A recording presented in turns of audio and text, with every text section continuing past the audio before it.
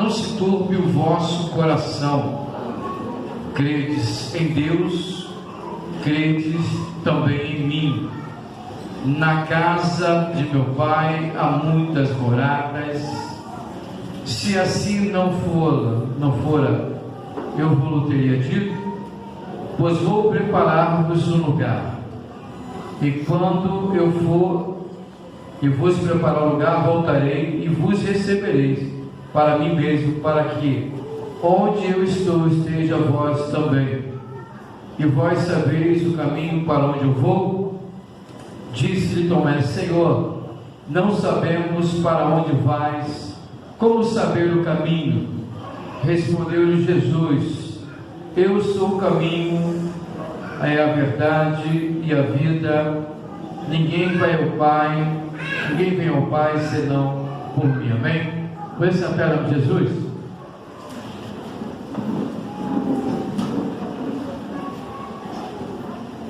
Irmãos, nós lemos uma palavra e eu tenho sempre dito que essa palavra ela precisa ser, a cada momento, precisa ser usada, precisa ser analisada, porque é através dessa palavra que você e eu iremos avançar segundo as vontades de Deus e viveremos, as promessas que Deus tem para nossas vidas. Mas o texto que eu trago nessa noite e o tema que eu trago nessa noite está baseado em: eu sou o caminho, a verdade e a vida para todos os que creem. Eu sou o caminho, a verdade e a vida para todos os que creem. Irmãos, quando eu falo isso, desde o início, ali na criação, capítulo 1 de Gênesis 26, 27, quando a Bíblia vai nos dizer, ali após aquele momento da criação, onde o Senhor, juntamente ali com a Trindade, vai dizer: olha, façamos o homem segundo a sua imagem, segundo a nossa imagem, segundo a nossa semelhança. E assim, dentro dessa conformidade, fizeram o homem. E quando fez o homem, podemos dizer que nessa formação, na formação do homem, nós percebemos literalmente que Deus, conforme a Bíblia também nos diz, que Deus já havia preparado tudo que o homem precisava para toda a sua necessidade. Dentro desse momento também podemos ver que Deus preparou um caminho para esse homem. Deus preparou também dentro desse caminho uma verdade para esse homem, e Deus também, dentro desse projeto, também estabeleceu a vida ao homem. E a partir desse momento que Deus prepara tudo e revela ao homem esse tripé de um caminho, de uma verdade, de uma vida, pois a Bíblia diz que tudo que Deus fez era bom, e tudo que Deus faz na verdade é puro, e conseguimos compreender isso de forma muito clara. Entretanto, a partir do momento que o homem, ele infelizmente, ele não se percebe da importância de obedecer uma palavra que foi ordenada por Deus, essa falta de observação leva o homem à queda, como todos nós sabemos. E a partir dessa queda, tudo aquilo que era puro, o caminho que era o caminho feito para o homem, um caminho tranquilo, um caminho de paz, um caminho que verdadeiramente era propício para o homem, esse caminho ele foi quebrado. A verdade, aquela relação de verdade entre o homem e Deus foi quebrado. A vida que Deus havia dado ao homem, a vida eterna, naquele momento ela foi maculada. A vida que Deus preparou para aquele homem foi maculado. E nesse momento, então, esse tripé do caminho, da verdade, a vida, ele foi quebrado. E a partir daí, então, começa a saga né? As gerações vêm vindo, as pessoas vêm nascendo de geração em geração, mas sempre vindo, perseguindo e buscando qual é o caminho, qual é a verdade, qual é a vida. Então percebemos que o que fez literalmente o homem sair desse tripé que Deus elaborou foi a desobediência, que culminou em um pecado. E no momento que entra o pecado, Deus se afasta, porque o nosso Deus é santo, Ele é puro e Ele não se relaciona com o pecado. E a partir daí, essa vida de pecado, essa marca que entrou no homem através dessa desobediência, veio permeando de geração em geração. Mas o que nós podemos compreender também é que antes disso nós vimos que Deus a todos os dias, na virada do dia, Deus tinha prazer em vir ali no jardim e se relacionar com Adão, saber como estavam as coisas, e ali literalmente conversava face a face com Adão. Mas infelizmente essa intimidade, esse diálogo, esse momento de intimidade, esse momento foi quebrado por uma desobediência. E a partir daí então vemos a saga do homem querendo restaurar esse caminho, criando aí meios e situações para que pudesse então viver de novo, ou caminhar de novo nesse caminho. E uma coisa é certa, dentro do coração do homem, a partir dessa queda, entenda, ali no jardim do Éden, o homem era completo.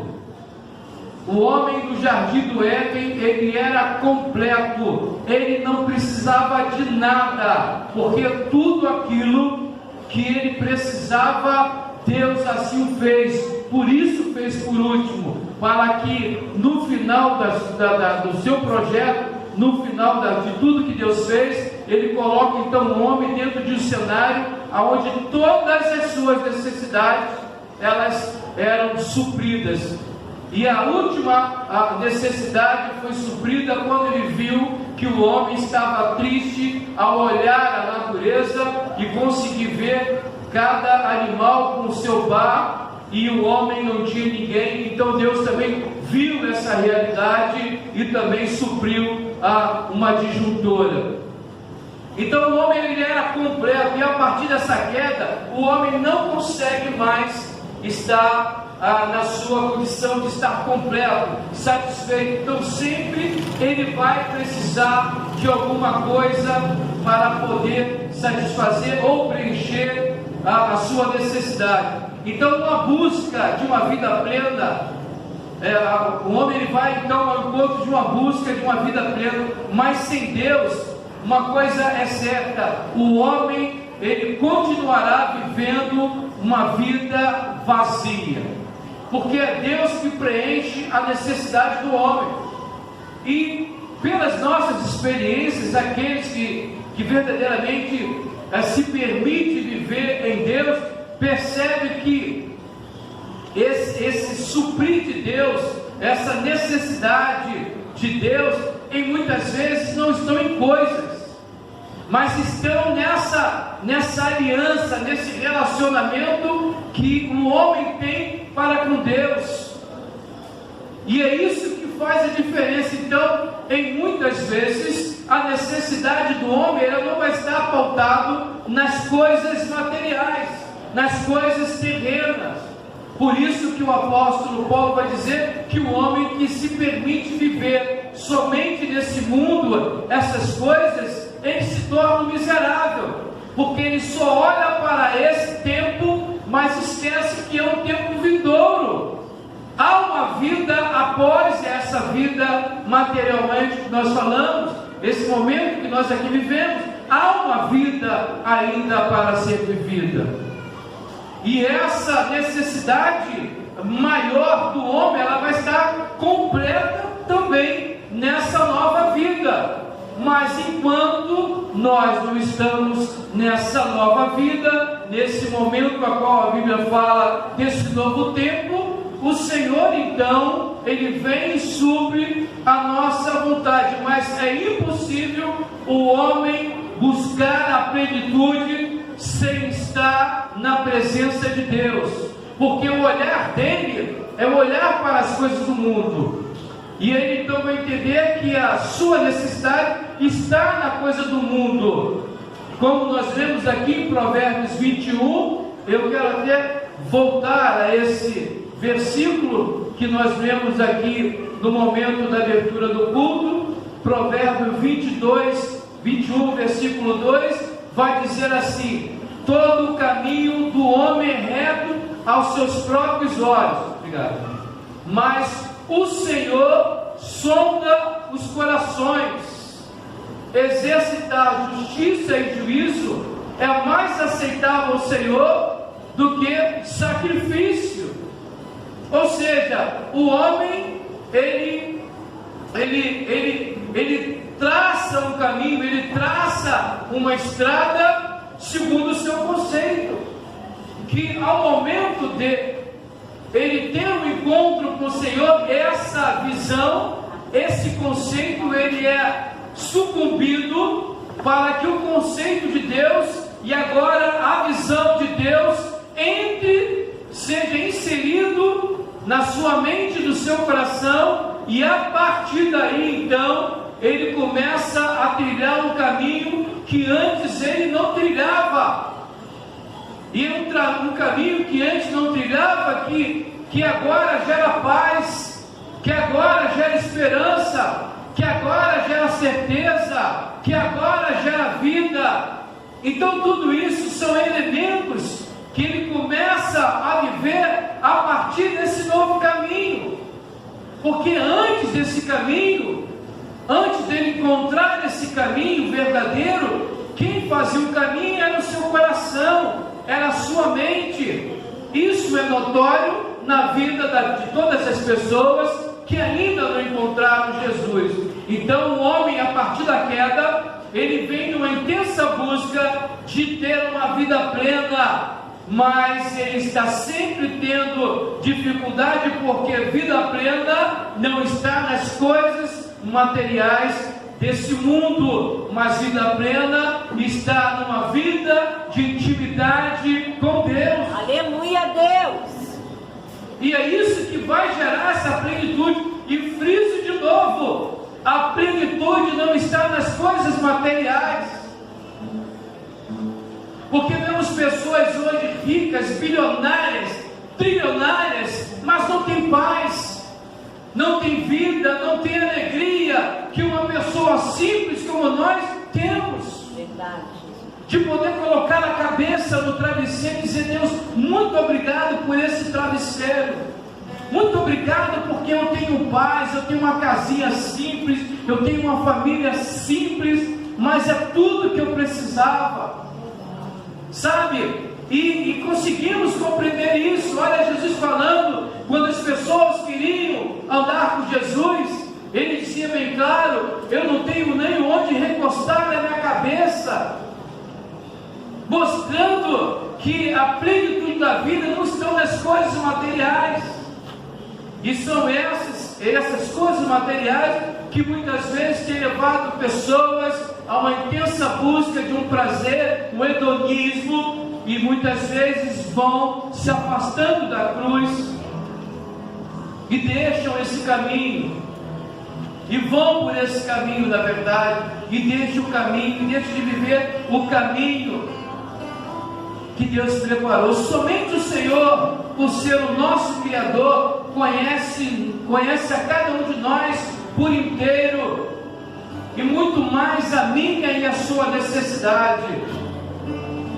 Romanos vai dizer, o apóstolo Paulo fala que às vezes nós vamos estar diante de uma situação tão difícil que ao orar a Deus não temos força para orar, não saem palavras dos nossos lábios, mas Paulo faz questão de dizer: quando isso acontecer, fique tranquilo, porque o Espírito Santo de Deus há de interceder ao Senhor as tuas necessidades. Que coisa linda é saber que nesse momento, quando não tenho força, onde eu estou machucado, onde eu estou ferido, mas com necessidade, ao me prostrar e eu não ter palavras, eu tenho um intercessor que vai me levar a Deus, vai levar a Deus todas as minhas necessidades. E sabe, esse caminho que foi quebrado pela desobediência, Isaías fala com bastante propriedade, quando ele fala no capítulo 59 do seu livro, verso 1 e verso 2, que ele diz assim: eis que a mão do Senhor não está encolhida, para que não possa salvar, nem surdo o seu ouvido, para que não possa ouvir. Mas as nossas iniquidades fazem separação entre vós e o vosso Deus, e os vossos pecados encobrem o seu rosto de vós, para que não vos ouça. A partir da quebra, a partir da desobediência, é esse cenário que encontra na vida do homem. Essa é a vida, na vida do homem. E aí, meus irmãos, o que eu preciso fazer? Eu preciso voltar para a base, eu preciso voltar para Jesus, eu preciso me arrepender, eu preciso pedir perdão, eu preciso pedir que Ele haja com misericórdia, mas eu preciso pedir com fé. E essa fé chamará a sua atenção, e Ele deliberará sobre mim e sobre você o perdão. E a partir desse momento que Ele dá no perdão, nasce uma alegria no coração do homem, porque quem pode pagar? Falamos semana passada do preço da promissória, aonde não tínhamos condições de pagar, porque ao nascer já nascemos em débito com Deus, e Satanás cobra isso. Mas Jesus, quando vai na cruz, Ele pega a nota promissória e crava na cruz, dizendo para mim e para você: agora você está livre, agora você já não está mais na dependência de alguma coisa, você está agora sobre a graça de Deus, você não deve mais nada, a sua dívida eu assumi. É isso que precisamos começar a compreender. Ser perdoado é compreender que o pecado que jaz em nós não há condição na capacidade humana de ser paga. Então precisamos voltar. Voltar quando, pastor? Voltar todos os dias, porque todos os dias estamos sujeitos a falhas, e não reconhecer uma falha é se permitir se afastar da graça e do poder de Deus. Mas também falamos dessa verdade, no momento que houve essa quebra desse caminho, também quebrou-se uma aliança, uma verdade. E o que seria uma verdade? Verdade é propriedade de estar conforme com os fatos ou realidade. Coisa, fato real. Verdade é aquilo que está de acordo com os fatos e observações. São respostas lógicas resultantes do exame de todos os fatos e dados. Uma conclusão baseada na evidência. Uma conclusão baseada na evidência. Isso é a verdade. E o nosso Senhor é uma verdade. E a sua palavra é uma verdade que nós temos ao alcance das nossas mãos. E aí, a partir desse momento, também o homem busca: qual é a verdade? O que seria a verdade? Satanás, estratégico e astuto, ele cria então várias tendas, e sobre estas tendas estabelece uma verdade. Porque o que é verdade? Você tem uma verdade, eu tenho uma verdade. O que é a verdade? E a partir desse momento então, Satanás, de forma muito estratégica, então abre várias portas e começa a dizer: aqui está a verdade. E o homem está em busca de uma verdade. Todos nós vivemos sempre buscando uma verdade. E eu quero apresentar aqui duas religiões que são extremamente conhecidas e que crescem de forma impressionante. O seu crescimento é um crescimento impressionante. Não somente essas, mas outras, mas eu tenho aqui há duas religiões, e eu quero falar para vocês as verdades que são base dessa religião, ou dessas religiões. Eu quero falar do islamismo, que foi fundado pelo profeta Maomé, aproximadamente 570 a 632 anos antes de Cristo foi a vida de Maomé. E aí tem como base a sua escritura, o Alcorão. E uma coisa interessante, que a base maior é o Alcorão. E como se deu esses ensinos, como nasceu essa verdade? Segundo as pesquisas, segundo o registro, essa verdade foi dada pelo anjo Gabriel a Maomé. E aí começa o anjo Gabriel trazer essa palavra para ele. Entenda que Maomé, ele era analfabeto, e nesse diálogo, segundo a origem dessa religião, ele teve que gravar, sendo ele analfabeto, teve que gravar tudo aquilo que o anjo falou. E a partir daí então começa essa religião que é crescente, é a segunda maior religião do mundo, só perdendo para o cristianismo. E aí, como começa, qual a visão deles? Então a visão deles é acerca de Deus. Dentro desse escrito, após morrer, tiveram ali alguns sacerdotes que escreveram, escribas que escreveram a sua história, os seus ensinos, e deu aí 114 suratas. Suratas significa capítulos. Então foram 114 capítulos que foram registrados após a sua morte. Mas vamos ver que essa religião entende acerca de Deus. O que é Deus para essa religião? Qual é a verdade dessa religião? Como ele entende Deus? Então Deus é essencialmente, para o Islã, é essencialmente monoteísta, chamado Hanif, monoteísta Hanif.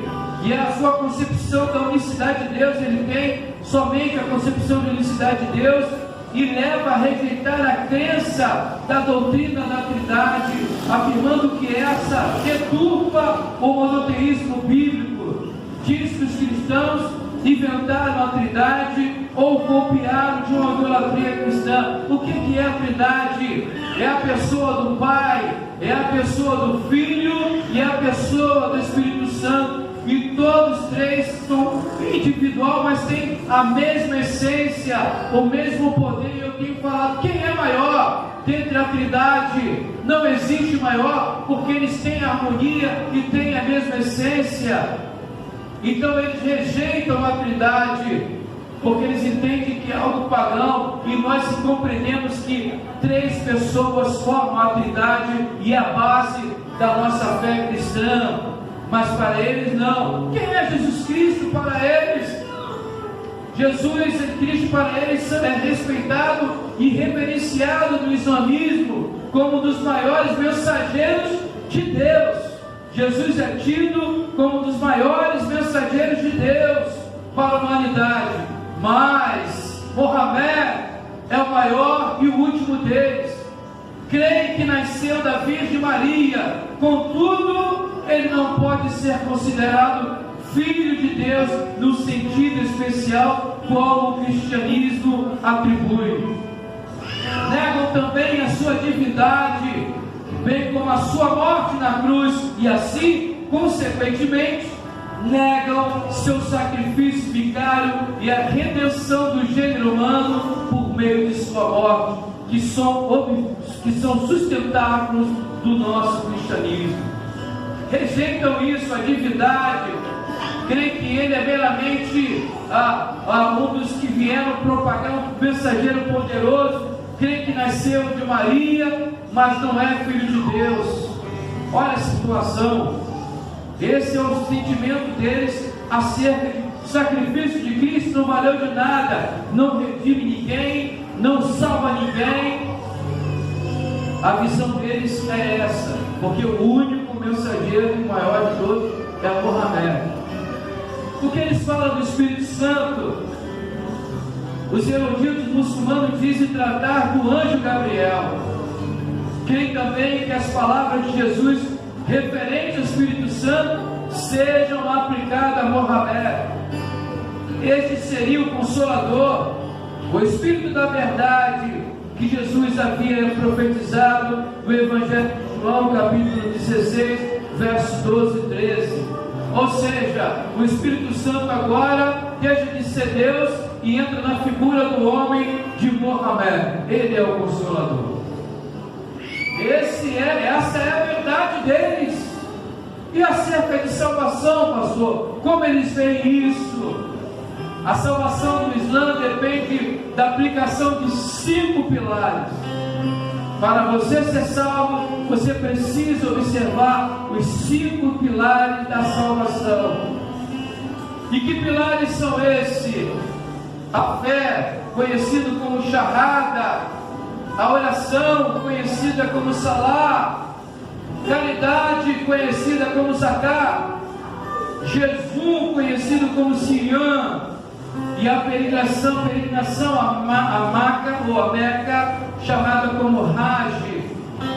Então, se você observar esses cinco pilares, a sua vida está garantida no céu. A salvação é baseada dentro desses pilares. E a vida após morte? O Islã prega a sobrevivência da alma após a morte física e do juízo final.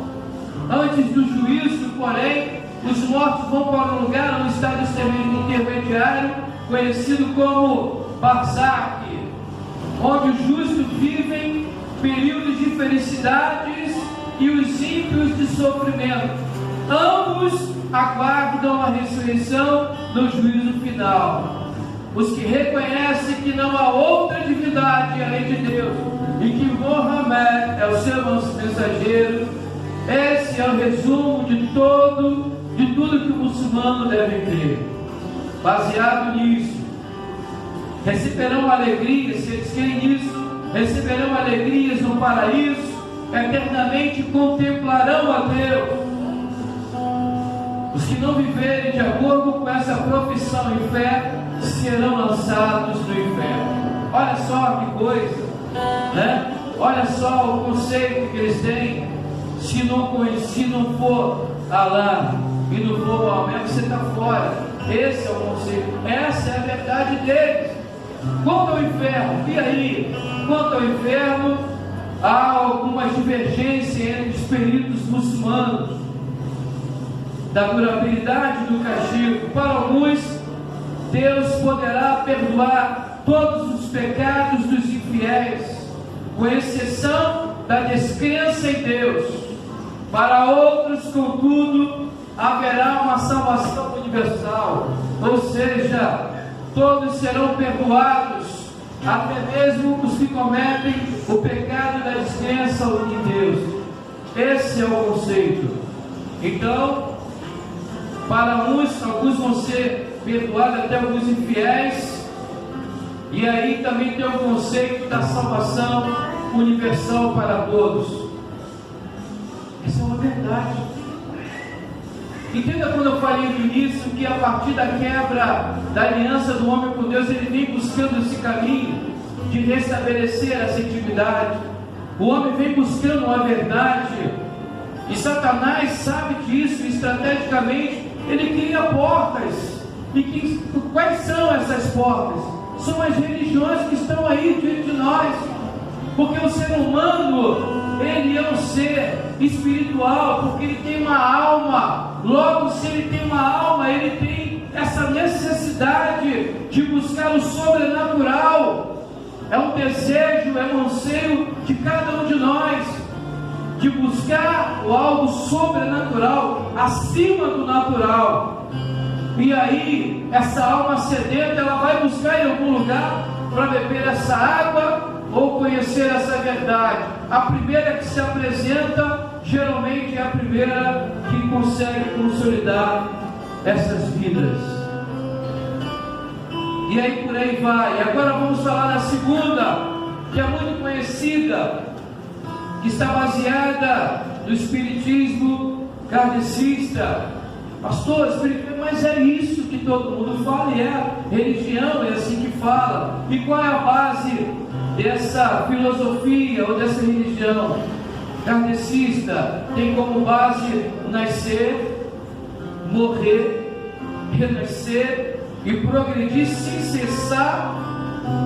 Tal é a lei: nascer, morrer, renascer, ainda progredir sem cessar. Tal é a lei.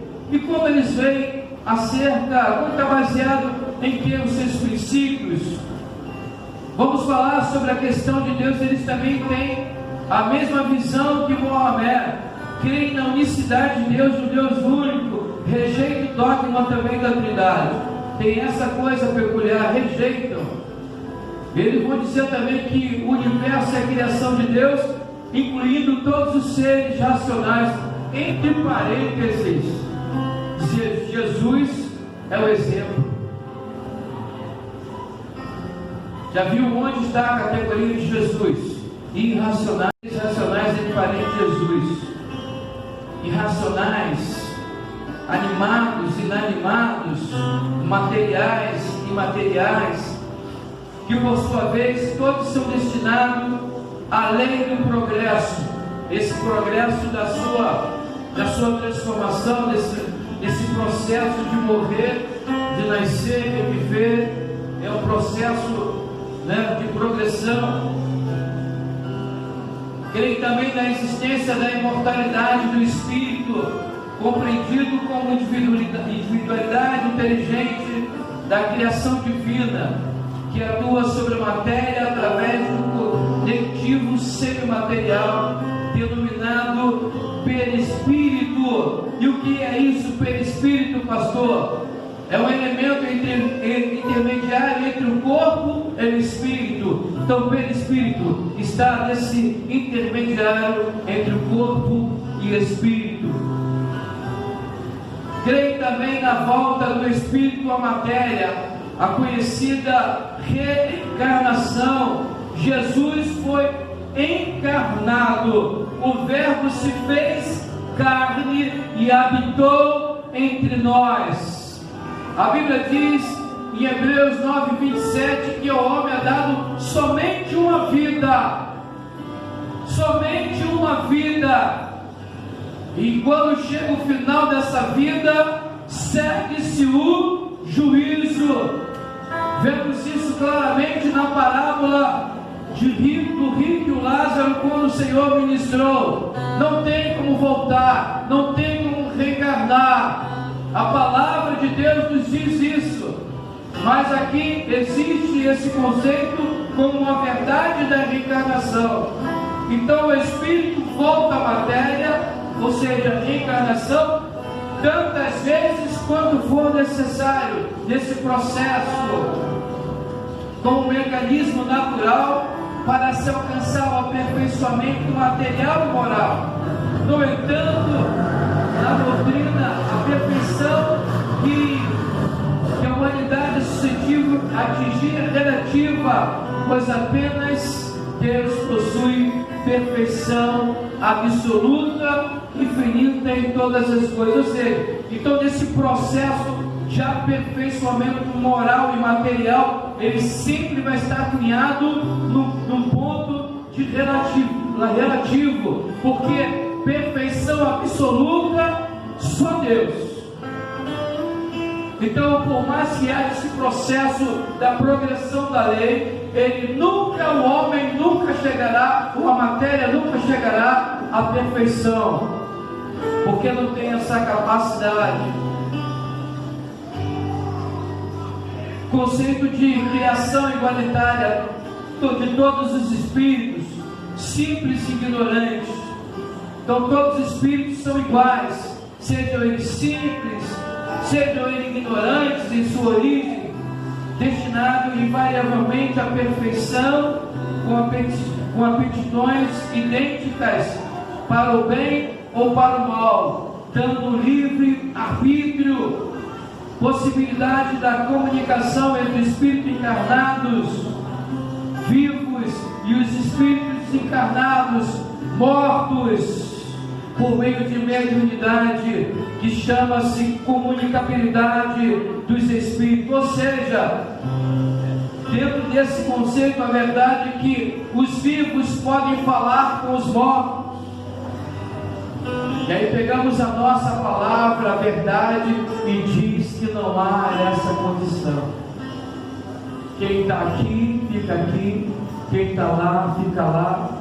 O que serviu a Jesus fica num lugar superior, mais confortável, nesse momento ainda intermediário da nova vida que nós vamos ser um dia para a glória do eterno do céu. Estaremos no lugar espiritual intermediário, aguardando esse dia. Mas quem já partiu não volta mais.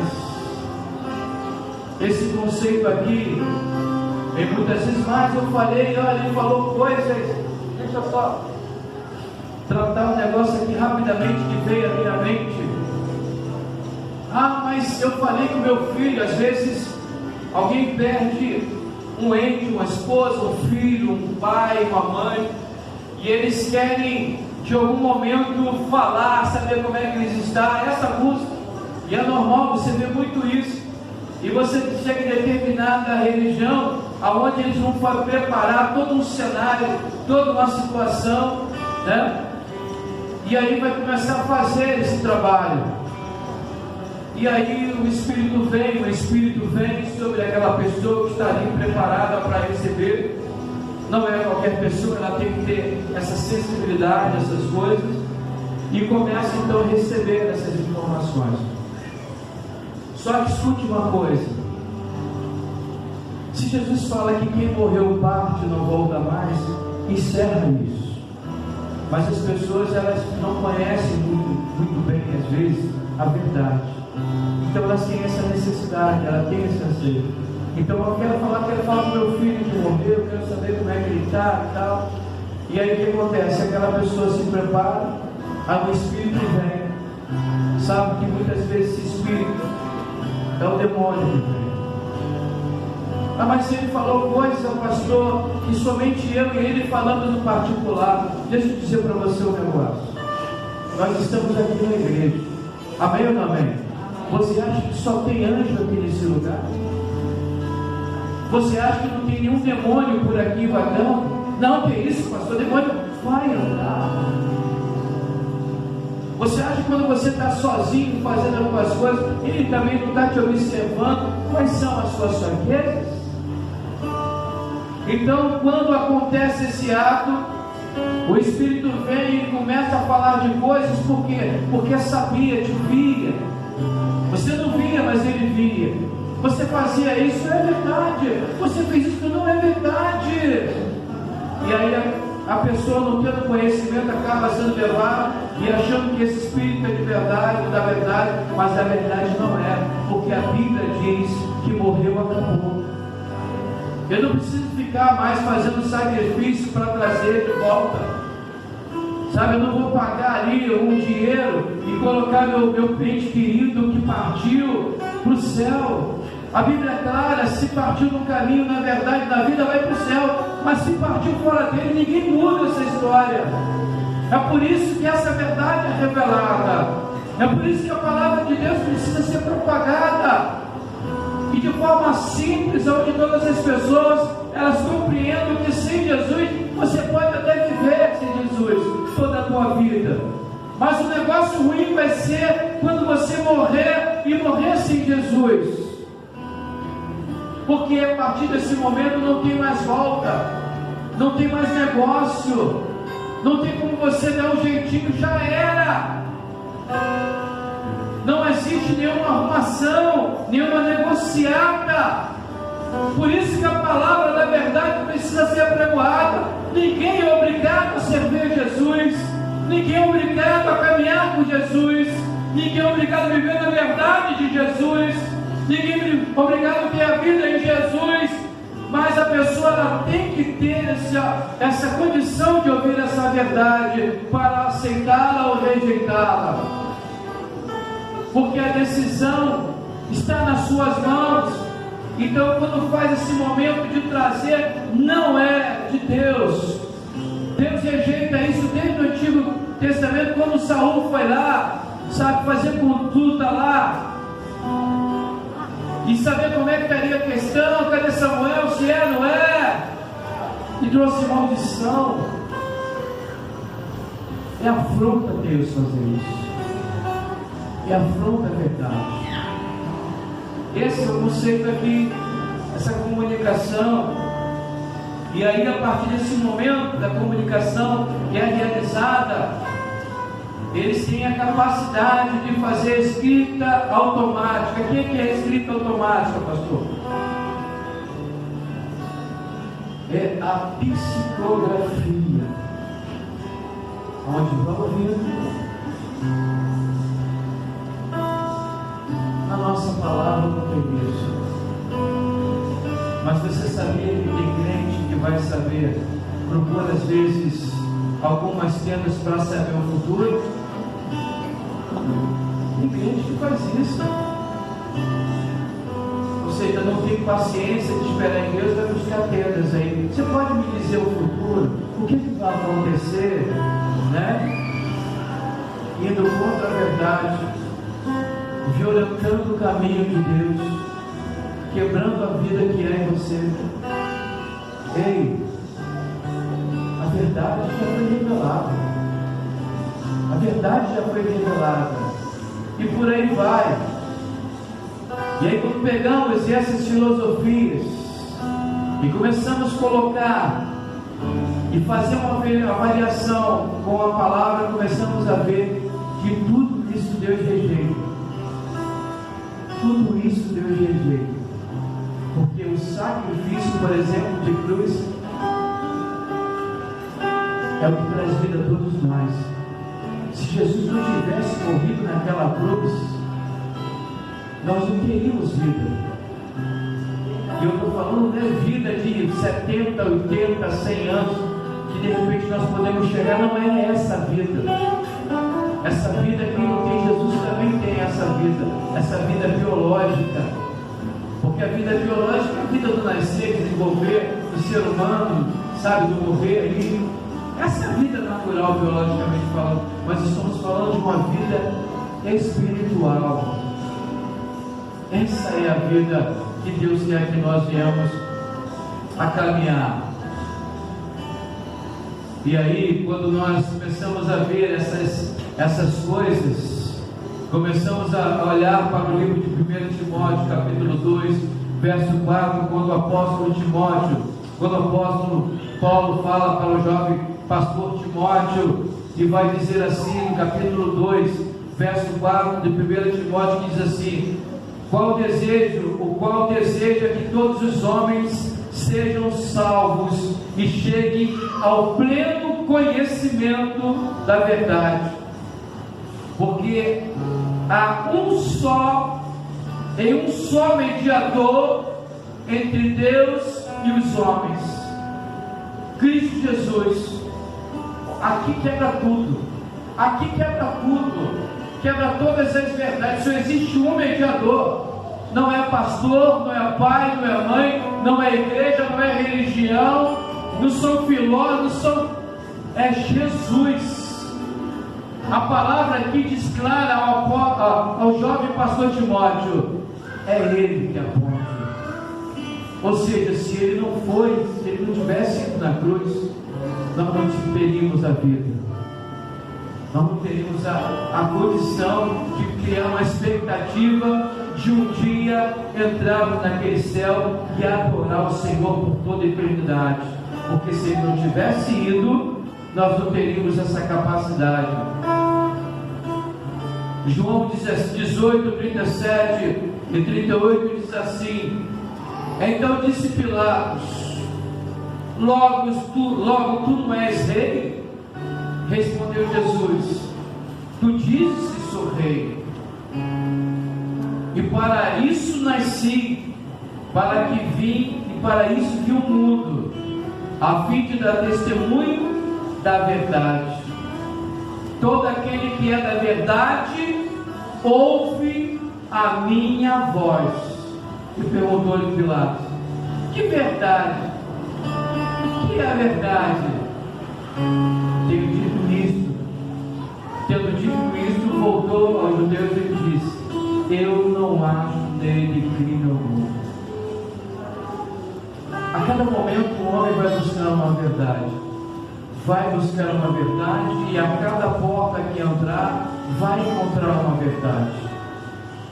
Mas são todas verdades forjadas, são todas verdades que foram cunhadas no intuito de tirar você do caminho da verdadeira verdade. É por isso que o inimigo não quer que você caminhe para o Senhor. É por isso que você tem luta para vir à casa do Senhor, para permanecer na presença do Senhor, porque permanecer na casa do Senhor e no caminho do Senhor é decidir viver essa verdade, é decidir ser lapidado por essa verdade, ser forjado por essa verdade. Então o inimigo sabe que na nossa essência, no nosso DNA, Deus colocou na criação do nosso DNA essa verdade em mim e você. Quando a nossa alma, a alma de alguém que ainda não encontrou essa verdade, quando ela ouve essa verdade, a alma se alegra, ela quer ter essa união, ela quer voltar a ter essa relação com essa verdade.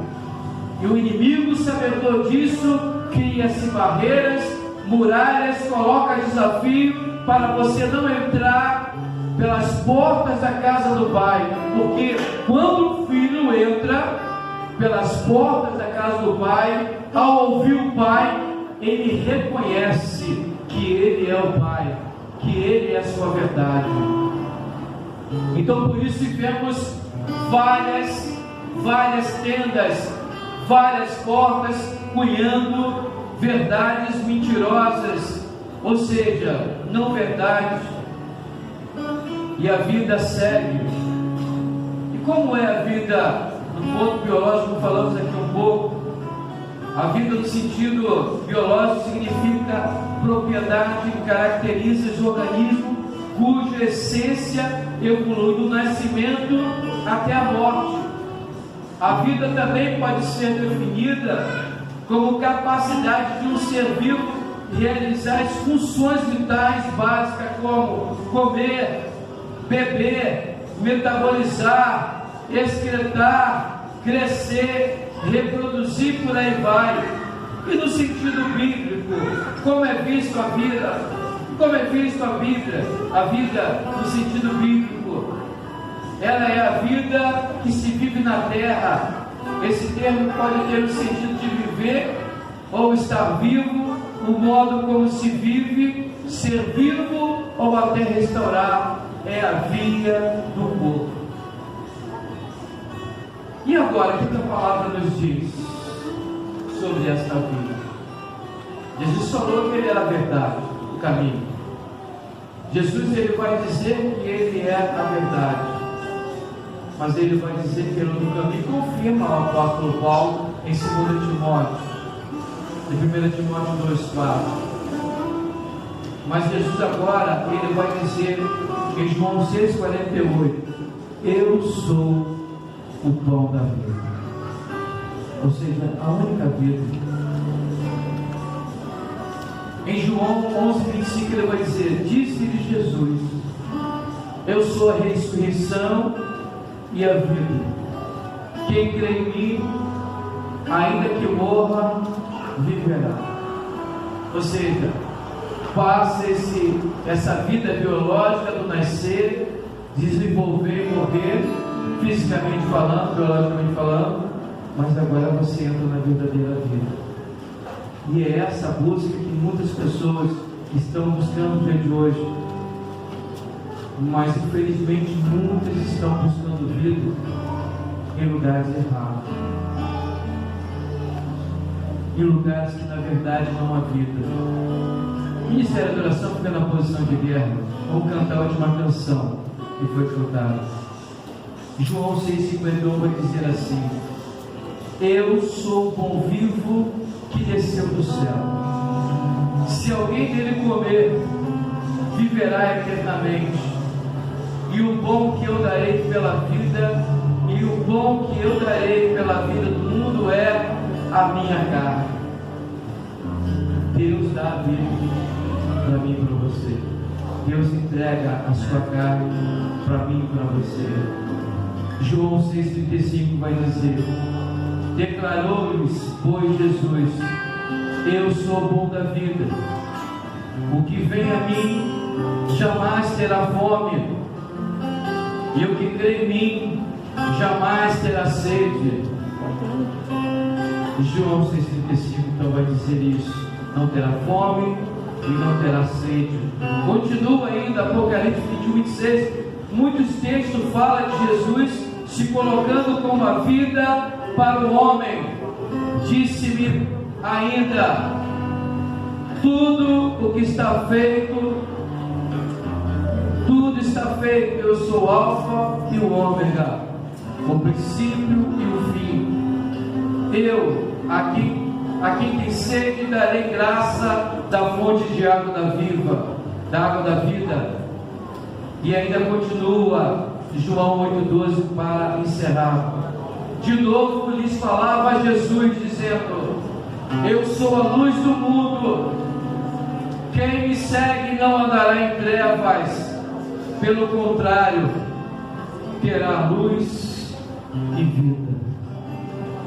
Nós vamos pegar a palavra de Deus e vamos encontrar muitos assuntos, muitos textos que vão dizer que Jesus é o único que pode gerar vida ao homem.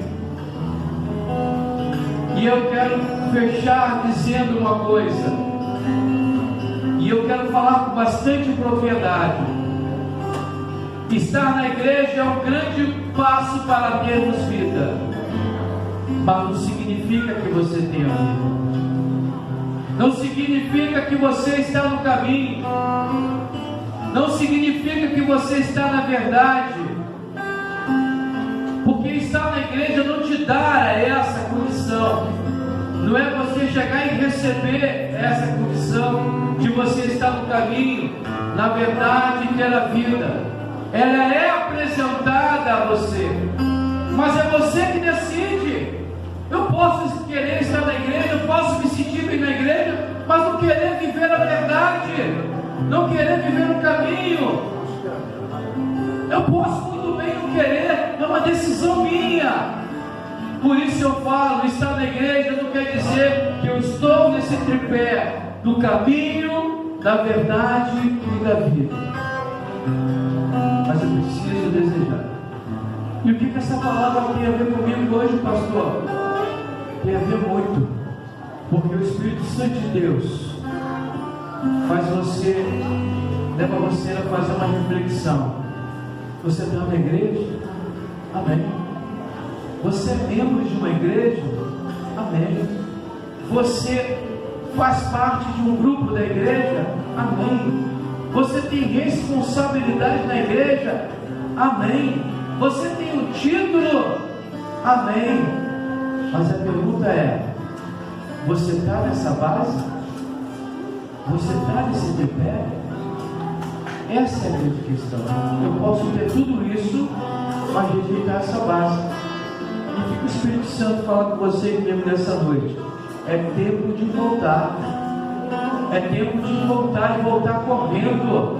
E não é vergonha não, porque é melhor você correr para Deus e realiançar com Ele, voltar a ter vida com Ele, do que continuar vivendo essa vida distante de Deus, essa vida maquiada, essa vida que tem levado você ao deserto e tem você sofrendo, tem você vivido e colhido a consequência dessa vida.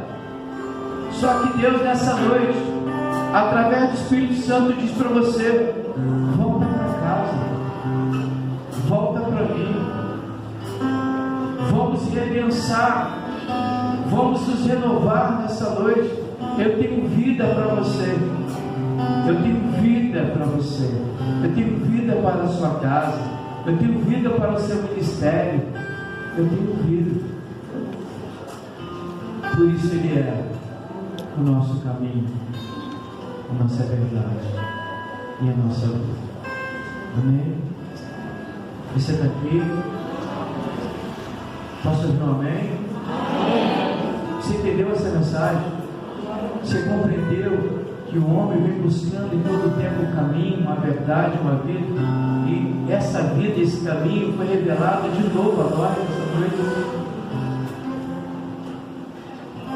A vida plena não está nas coisas materiais e terrenas, mas a vida plena só vai estar nele. Plenitude somente nele. Amém? Feche seus olhos, eu quero orar com você nesse momento. Vamos fazer essa oração, o Ministério da Oração vai cantar uma canção e depois nós iremos fazer um convite a você. Deus Santo, querido e amado, em nome de Jesus.